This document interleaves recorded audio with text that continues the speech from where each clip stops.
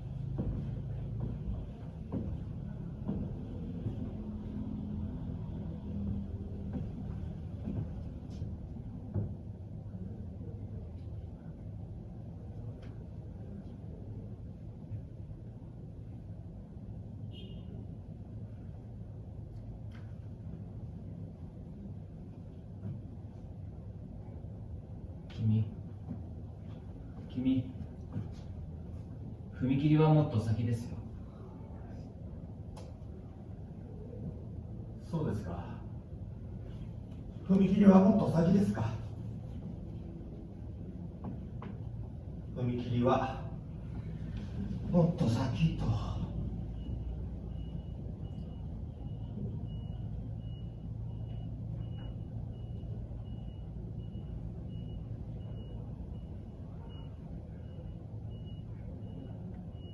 どこかへいらっしゃるんですか？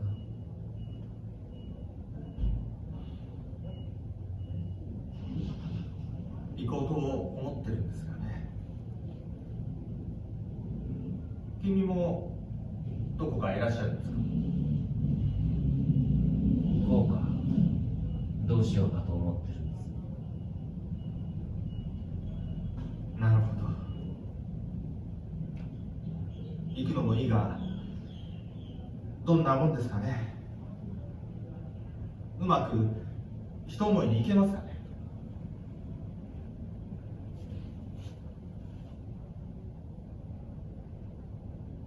さあ、行ってみないことには分かりませんな。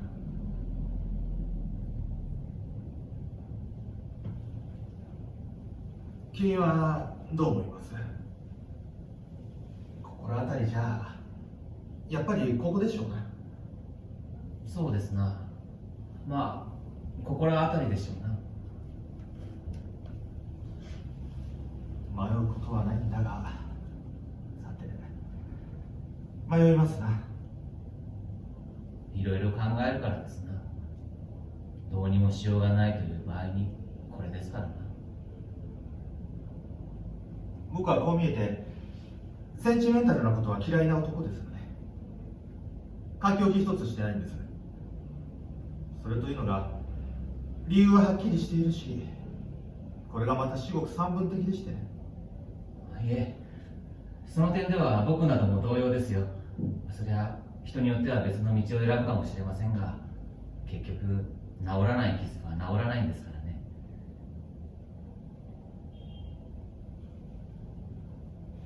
君の言われることはどうもよくわかりませんが、そういう意味でなく、僕は死ということによってある問題を解決しようとしているのではなく、すでに死人に等しい自分の体を自分で始末しようとしているだけなんです。だから何も今さら英雄的な覚悟や非現実的な空想でこの一瞬間を理想の物語に作り上げる必要はないのです。僕もそれを言うのです。どうせ自分は育児なしだ、人生の敗残者だ、運命の犠牲者だ、そう思えばこそ。いやいや、君は分かってないんです。それはそのはずだ。君はこう言っちゃなんだが一時の出来心でしょう。恋人に捨てられたとか、会社の金を使い込んだとか、誤って人を殺してしまったとか。そう見えますかね。いや、もう何も言いますまい。人の苦しみを、一人の男の苦しみをそう簡単に片付けられたんじゃたまらない。違いますか。それならそれでいい。お互いこうして偶然同じ死に場所を選んでそこへ同時刻に落ち合った。ただそれだけの事実にそうこだわることはない。どうぞ、僕にはお構いなく。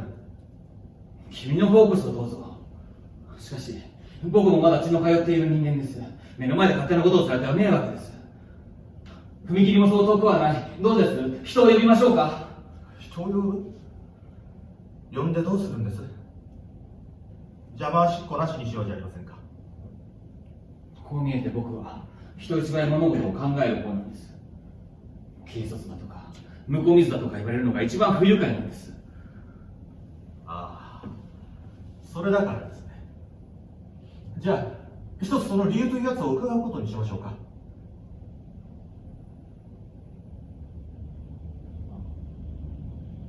それはお話ししてもようござんすかね。それより君は一体どういうんです。そう深い事情もおありにならないようだが。そう見えますか。それならそれで構いませんがね。この包帯が分かりませんか。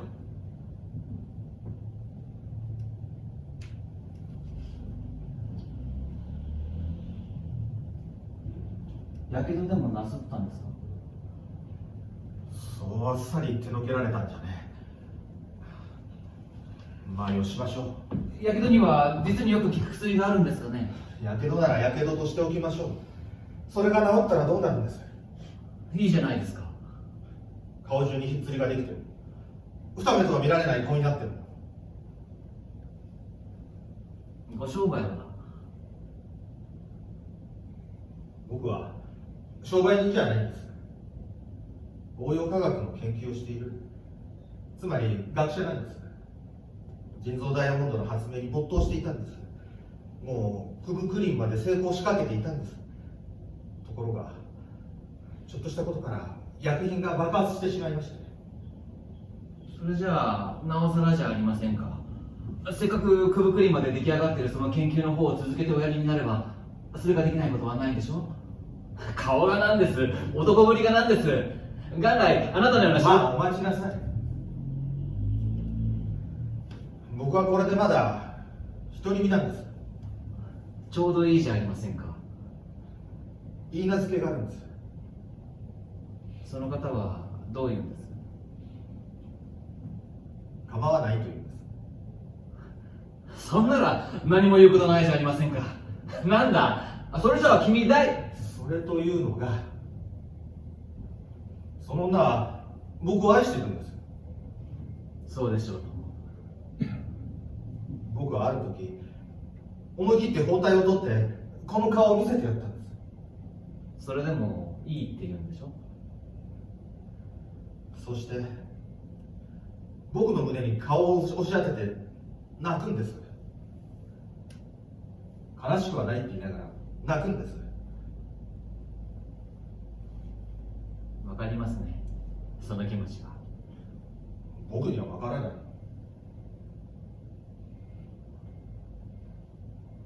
わかるじゃありませんか。わかるとすれば彼女が嘘をついているということだけです。僕は決心しました。決心したというよりも諦めました。そうです。諦めたんで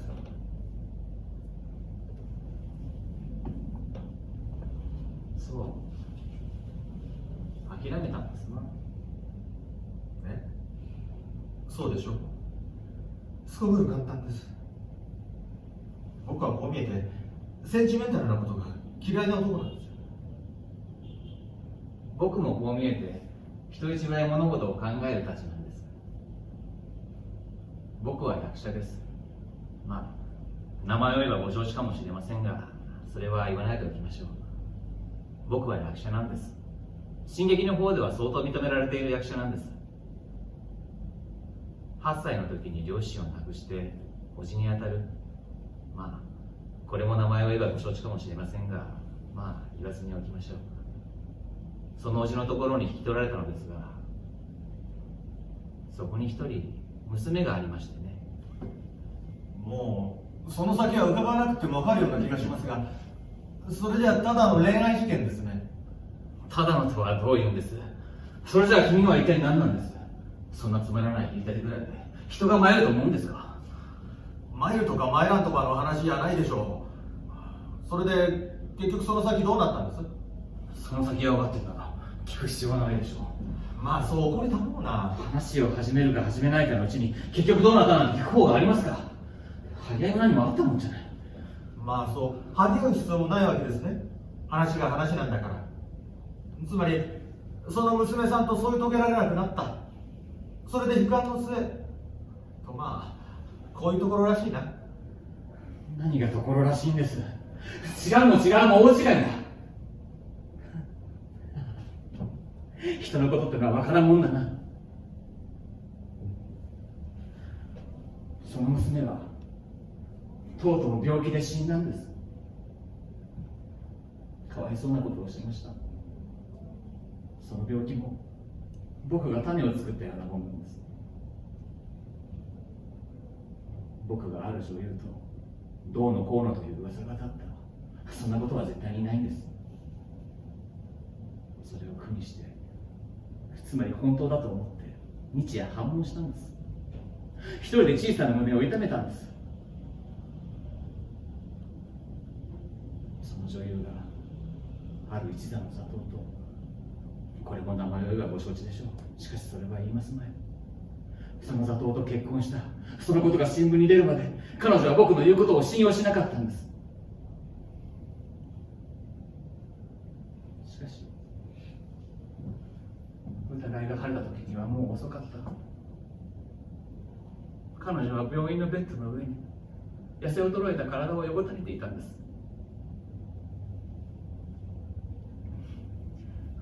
僕はバカでした。育児なしでした。今から考えると、なぜあの時すぐに役者なんかよしてこれご覧と言ってやれなかったのか。それを思うと生地芸術がどうのこうのと夢中になってくだらないセリフなんかばかり覚えようとしていたあの頃の自分が情けなくもあり憎らしくもあり、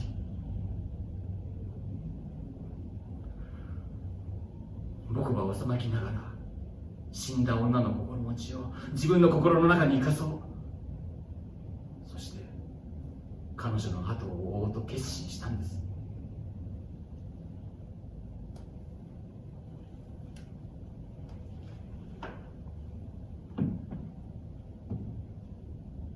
そいつはつまらない考えだな。君が死んだらどうなるんですか。その娘さんのそばに行けるとでも思ってるんですか。まさかそうじゃないでしょう。それなるほど、君の悲しみは十分させられる。しかし決して永久に忘れられない悲しみじゃない。今はそれはそうは考えられないでしょう。そこが君の美しいところなんだ。ところで君はいくつです？いくつに見えます？いくつだっていい。君はまだ若い。人生の花はこれからじゃありませんか。君はいくつです？僕ですか。当ててごらんなさいと言えば君は困るだろう。35ですよ。しかし僕の場合年は問題じゃない。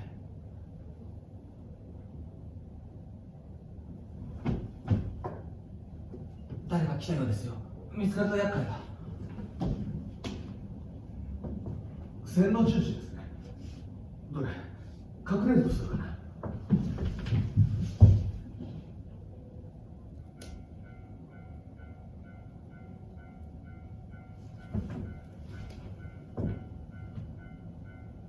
もう大丈夫ですよ。下りですね。神戸行きの急行です。君こそ思いとどまるんですね。誤ったことはしないで。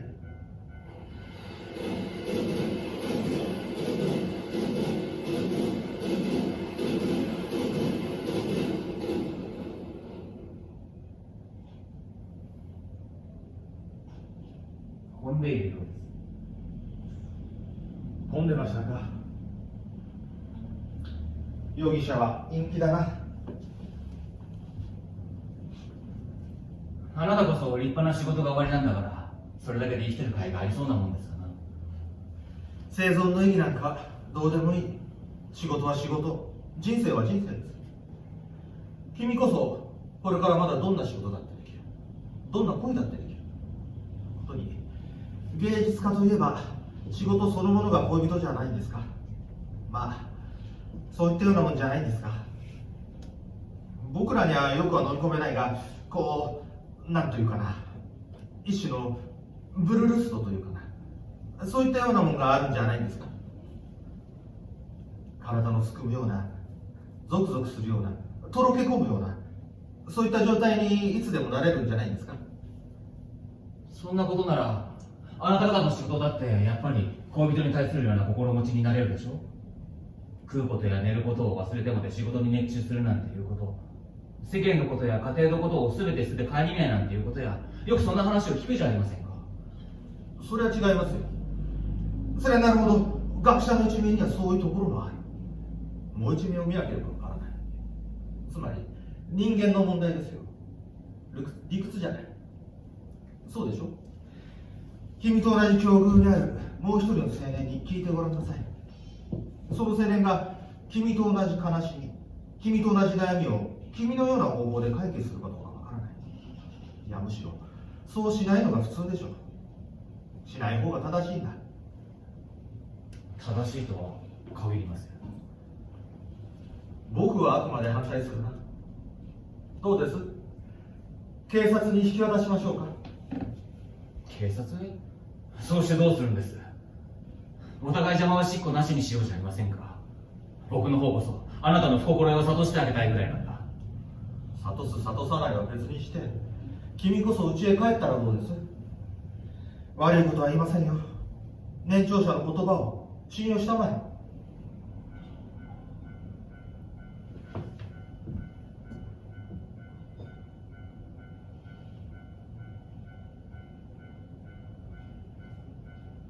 もう何も言わないでください。よしたまえ君。それ何もならんよ。話してください。僕の体は僕のものです。勝手にさせてください。それは君のものさ、君の体は。だからつまらんことはよせと言うんだ。僕はこう見えてセンチメンタルなことは嫌いな男だ。死なしていいもんなら死なせるさ。バカ、しっかりしろ。それじゃあなたはどうなさるんです？僕はこうする。はっ！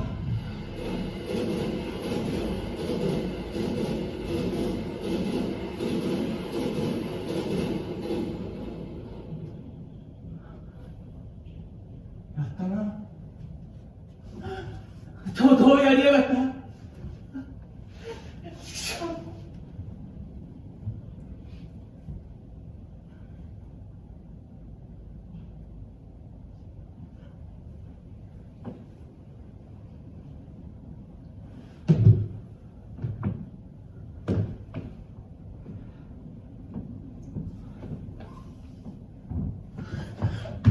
なんだ、やらなかったのか。やったさ。やったけれど早すぎたんだ。正確に言えば勢いをつけすぎたんだ。線路の向こうへ飛び込んだんだ。しくじった。この次だ。だから僕に先やらせればよかったのに。そうはいかんさ。僕は君の自殺には反対なんだ。見て見ぬふりはできない。僕は自分のことさえどうでもよけりゃ君を家へ送り届けるなり警察に引き渡すなりするところだ。しかしそれができない。君が僕の言うことを聞かない以上、君がやりたいことは僕のいないところでやりたまえ。場所もここに限ったことじゃないんだろうから。ここを先に見つけたのは僕なんだ。後先の話をしてるんじゃない。僕が生きている間、君を殺すわけにはいかないからそう思いたまえ。じゃあ僕を生かすためにあなたも生きることを考えたらどうです？それなら話はわかる。そうか。君は本当に死ぬ気はないんだな。そうだろう。それならそれでこんなところにいつまでもいるのよしたまえ。もう君遅いぜ。今のが10時の浜松行きだ。死ぬ気がないのはあなたのことでしょ。鉄道自殺のやり損ないなんていうのはあんまり流行らないからな。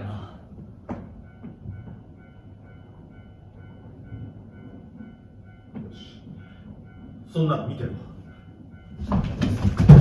今度は僕だ。何するんだ。ああ、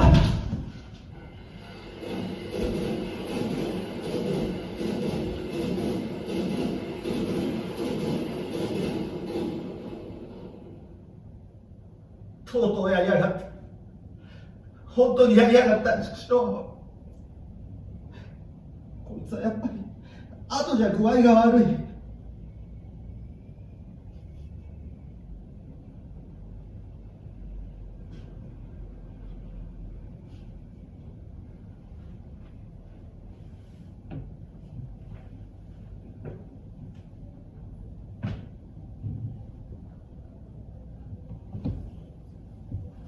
おや、こいつもすれ違いか。ダメだ。貨物列車だ。貨物。あ、痛い痛い痛い痛い痛い痛い痛い。あ、鈴が入りやがった。あ、こいつはいかん。とても痛い。痛い痛い痛い痛い。あ、すいませんが、ちょっと見てください。見るのはいいが、この明かりじゃ君。どれ、もうちょっと上向きたまえ。ああ、そう、まぶたに力を入れちゃダメだよ。ありましたか？右の方ですよ。見えるもんか、これじゃ。さあ、来た。一人でゆっくり取りたまえ。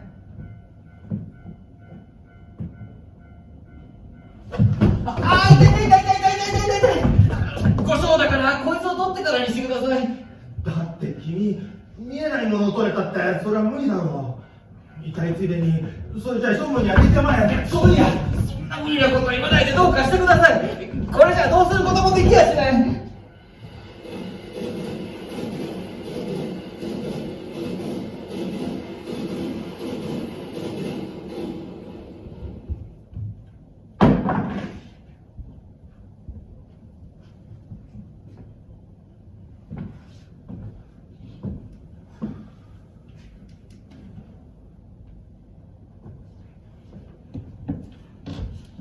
きれいに食ってある。あ、いたたたたた。ああ、いたたたたたた。さあ、早く。どれ、厄介な男だな。ハンケチかなんか出したまえ。ポケットに入ってるやつを出してください。こ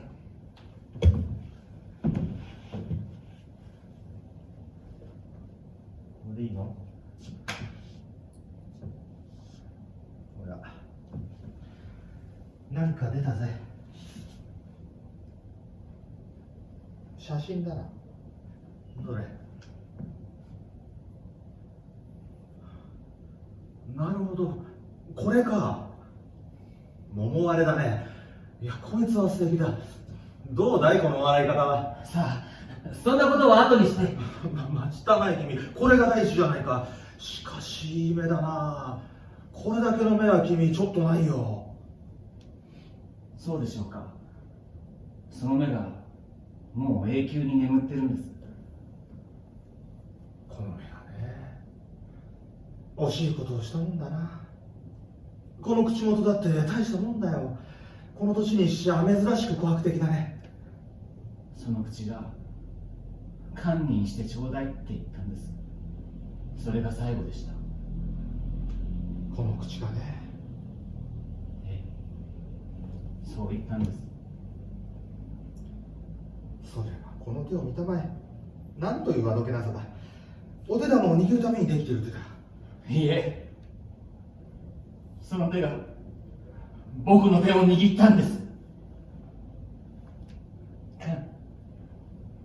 堪忍してちょうだいってこう言いながら両手で僕の手を握りしめるんです。もう力がないんです。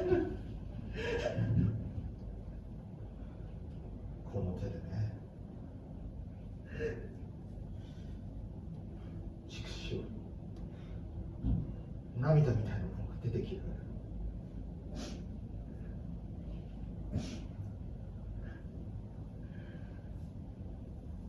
僕はこう見えて人一倍物事を考えるたちなんです。この決心をするにはそれだけの理由があるんです。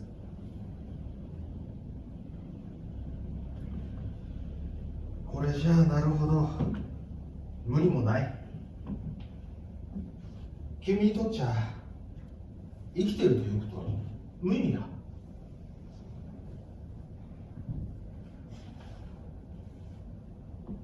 その点、僕なんかはやっぱりまだ問題はこれからなんだ。つまり僕は自分の立場を悲観的に解釈している。そこなんです、事の起こりは。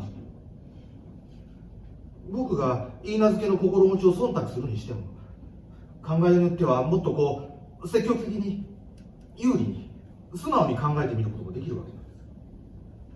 自分の存在が相手の幸福を妨げるかもしれないという考え、これはもう理屈じゃない。自分がそう思っても相手はそう思ってないかもしれない。現に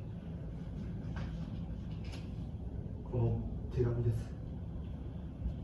まあ、読んでごらんなさい。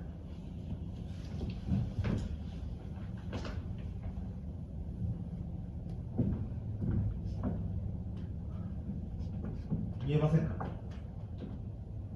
こう書いてあるんです。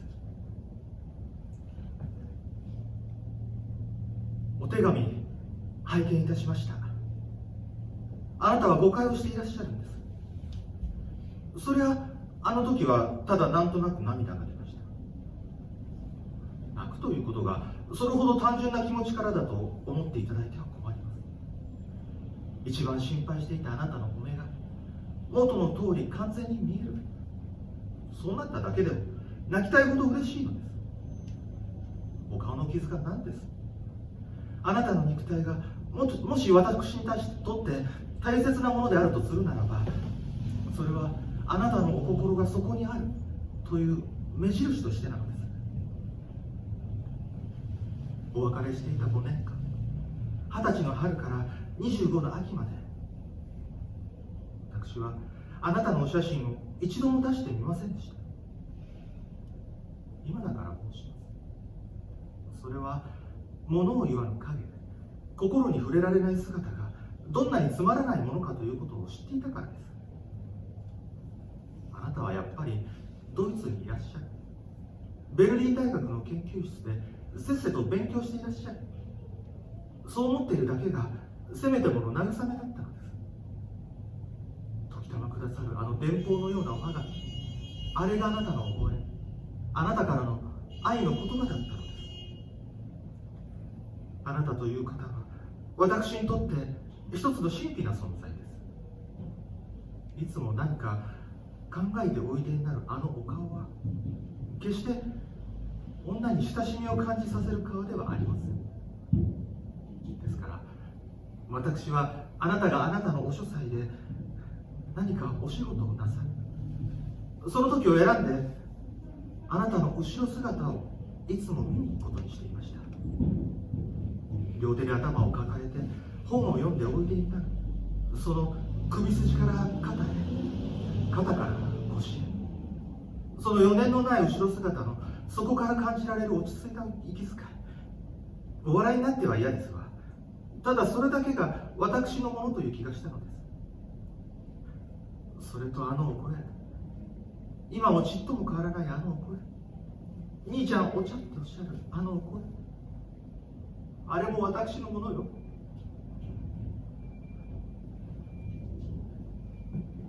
ここだけ世で結びある。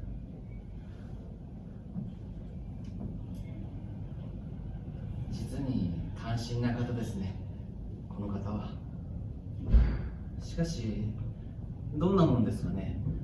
それをそのまま受け取るのはなるほど虫が良すぎますね。聞いていて胸が詰まる。それだけこの手紙の一句一句には苦しい努力が隠されている。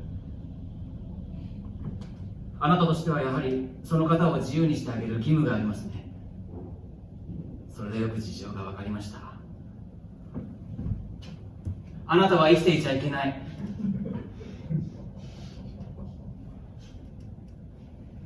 して世の中の女はもっと冷酷にできていないのでしょうか。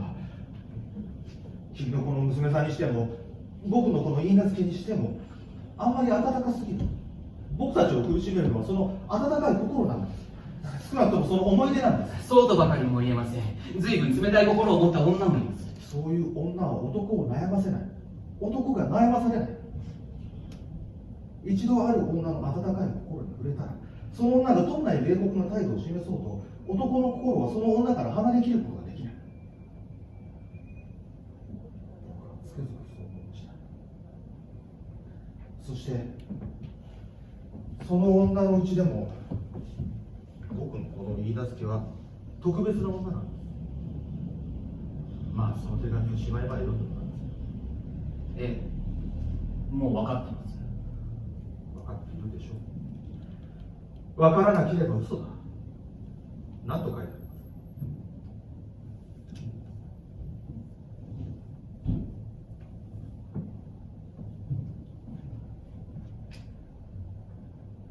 あなたがご自分の姿をそれほど醜いとお示すならば、私も自分が醜くなるように努めます。世間に対してならばどんなことだってします。墨を顔に塗って外へも出ま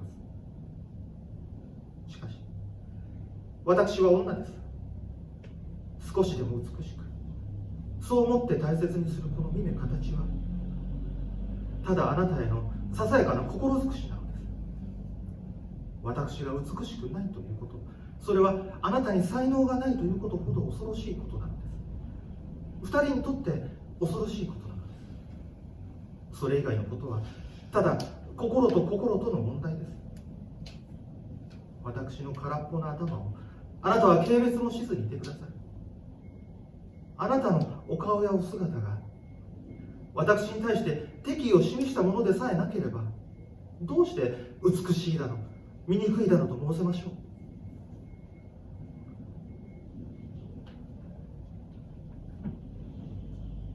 どうです？ここに立って僕はもう返す言葉がない。僕はこれでも不幸でしょうか。僕は何を苦しんでいるのか。僕はなぜ知らなければならないんだ。そこは男の意地ですよ。与えるというものを受け取ってはならないことがある。あなたは世間の男のようにエゴイストではない。エゴイストでありたくはない。そういう信念を持っておられるからこそ、こういう決心ができたんです。しかし実に意外ですよ、その辺は。だが君のように純な気持ちからじゃない。そこが僕自身も不満なんです。堪忍してちょうだい。物荒れの少女が死に臨んで若い恋人の胸に支えるこの一句は、男一人の命には変えられない。君が、それがいつのことだかは知らないが、今夜まで生き延びていたということ、そのことがすでに不思議なぐらいだ。幻を追う者は山を見ず谷を見ず、まして記者くらいなんだ。そんなことはありませんよ。僕なんかいわば自由なんですからね。その幻なら幻を絶えずこうして頭の中で描いているということ、それがもうある種の意義のある生き方なんですから。僕たち二人の間には例の一件を除いては何にも暗い思い出というものはない。その後の最後までの一月はその中でも楽しい、そして静かな初恋の思い出にふさわしい定石でした。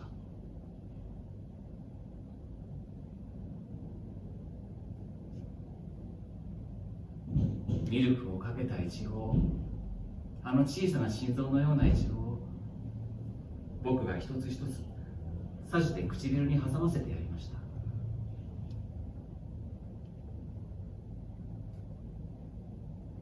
すると例のあの目を細くしてサンキューって言うんです。サンキュー、サンキュー、サンキュー。こればかりは幾度聞いても聞き飽きません。あのイチゴ一つで口がいっぱいになるらしいんです。サンキューが時としてチャンピューと聞こえたり、シャンチューと聞こえたりするんです。そしてまたそれを言う口つきです。たまらない、たまらない。僕はそれが面白さにどれだけイチゴを食べさせたでしょう。イチゴか。そう、いわば僕は自由なんですからね。ただ自分の気持ちだけなんですから。それがあなたの場合だと、いやしくも一人の女をこれから幸せにするか不幸せにするかの問題なんだから、また決心のつき方が違いますよ。そういうふうなら言葉は早い方がいいですね。やろうと思えばいつでもやれるさ。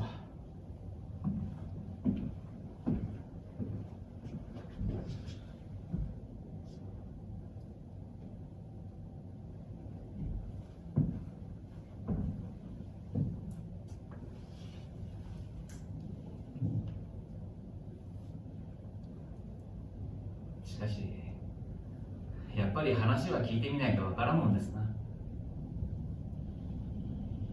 ところで目の方はもういいのかい？さっき泣いたもんですからどっかへ行っちまいました。今夜は偶然君という人に会っていろいろ話をしたが、とにかく死ぬということは理屈じゃいかんのだし、これから次の記者を待つにしてもまた後先の問題が起こるに決まってるんだから、どうだい、その辺で一杯やっていずれまた別々にやることにしようじゃないか。別々にね。なんなら今夜はあんたがおやりになって僕が見届け役になってもいいな。見届け役か。そいつはいいな。どうだい、君が先にやっちゃう。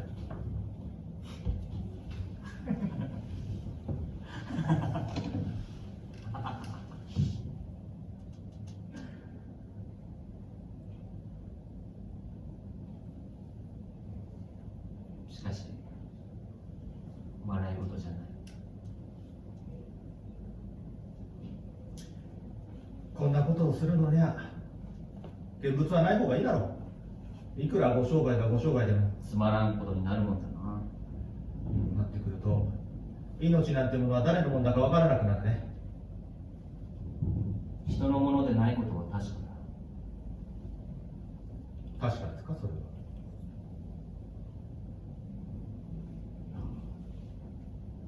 もう少し考えさせてください。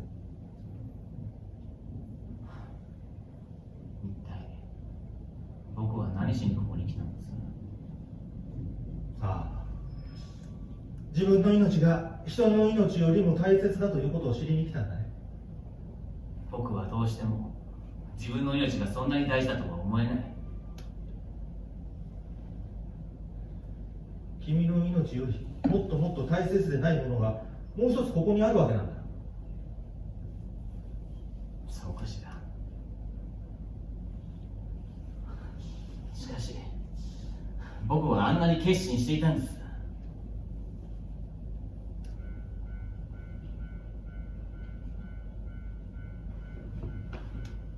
じゃあその決心というやつを断行したまえ。さあ、僕がいて邪魔なら僕は帰るよ。それとも元気をつけてあげようか。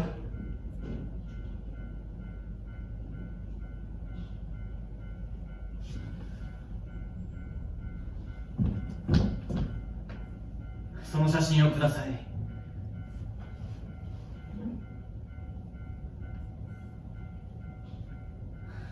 そうだ、こんな育児のないことじゃダメだ。さあ、あなたも一緒に来てください。一緒に死にましょう。そういうわけに君からやりたまえ。僕は急ぐ必要はないんだ。いろいろ計画もあるしするから。なんで睡魔になって卑怯な。卑怯なのは君のことだ。グズグズしてないでさっさとやってきたまえ。そんな無茶、そんな法はない。そんなバカ。痛いってそこは。痛いってば。さあ、今だ。あまりなもんじゃありませんか。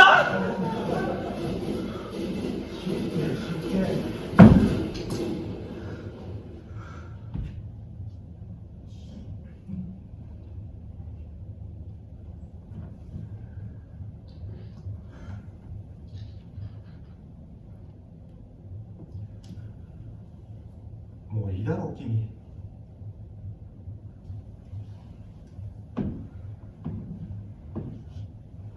さあ、もう引き上げよう。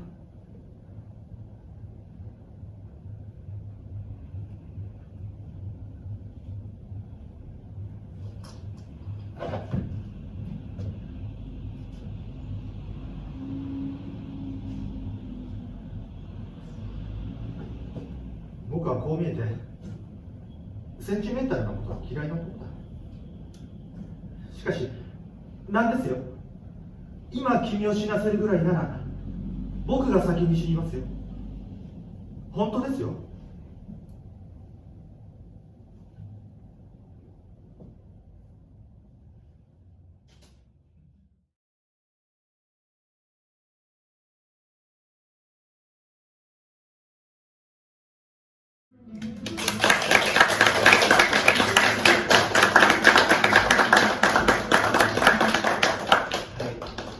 本日はお忙しい中、シアターボレー第1回公演お越しいただきまして誠にありがとうございました。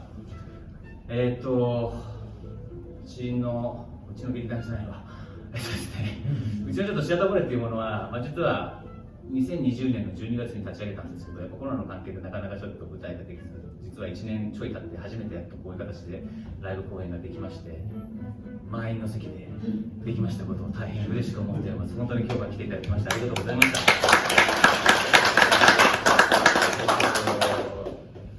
ちょっと今日はちょっと日本人向けのみたいな形になってますけども、本来ちょっと次はもう少しもともとはシンガポールどんな方でも見れるような作品を提供していきたいなということで立ち上げた団体になりますので、ちょっと今後はそういったものも含め、ちょっと今だ企画中ですけど具体的なものはまた決まりましたらまたご案内させていただきたいと思いますので、ぜひお時間あれば来ていただければありがたいなと思っております。そして、今回僕の横にいらっしゃる本春さんは今回ゲスト出演という形で、今回限りかどうか分かりませんけども参加いただきました。あと今回スタッフとして、ロンさん、春菜さん、その他いろんな方のお支えをいただきまして、この公演に至ることができました。改めまして今回ありがとうございました。はい、ちょっとあまり長くなると怒られますので、この辺でお開きにしたいと思います。本当に今日はどうもありがとうございました。今日はありがとうございました。